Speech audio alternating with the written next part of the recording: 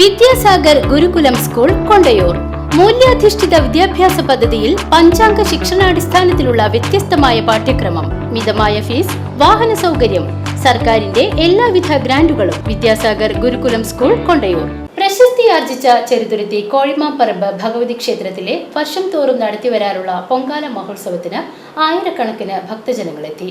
ഞായറാഴ്ച രാവിലെ തന്നെ പൊങ്കാല സമർപ്പണത്തിനായി ക്ഷേത്ര മൈതാനത്ത് നിരവധി സ്ത്രീകളും കുട്ടികളും മുതിർന്നവരും എത്തിയിരുന്നു.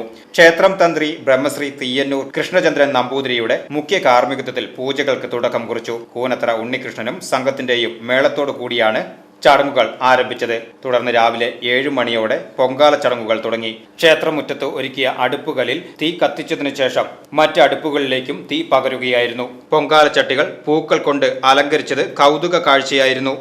അതെല്ലാം ഞങ്ങളിങ്ങനെ പൊങ്കാലയിടുന്നു. പിന്നെ ഞങ്ങൾ പൂവൊക്കെ വെച്ചിട്ടുണ്ടല്ലോ, അപ്പം തന്നെ നമുക്ക് ദേവിക്ക് അതുപോലെ ഒരു പൂവ് വേണ്ടേന്ന് വെച്ചിട്ട് ഞങ്ങൾ എല്ലാവരും കൂടിയിട്ട് ദേവിക്ക് സമർപ്പിക്കുക എന്നുള്ളതിൽ പൂവ് മേടിച്ചു. പിന്നെ ഞങ്ങളോട് ഈ കാര്യം പറഞ്ഞത് ഞങ്ങളുടെ ലീല ചേച്ചിയാണ് ഞങ്ങളെ എല്ലാം പറഞ്ഞ് ചെയ്യിപ്പിച്ചത്. അപ്പോൾ അതുകൊണ്ട് ലീല ചേച്ചിക്ക് പ്രത്യേകം നന്ദി പറയാണ്. ഞങ്ങൾ നാലുപേരെ ഒരുമിച്ച്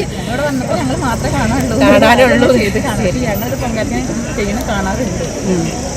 ക്ഷേത്രം പൂജാരി പുത്തില്ലത്ത് നാരായണൻ എമ്പ്രാന്തിരി ക്ഷേത്രത്തിൽ പ്രത്യേകം തയ്യാറാക്കിയ പായസവും മറ്റ് പുണ്യാഹവും മറ്റ് പൂജാരിമാരും ചേർന്ന് പാകമായ പായസത്തിലേക്ക് പൂജിച്ച ദ്രവ്യങ്ങൾ ഒഴിച്ച ശേഷമാണ് വീട്ടിലേക്ക് ഭക്തജനങ്ങൾ പായസം കൊണ്ടുപോയത്.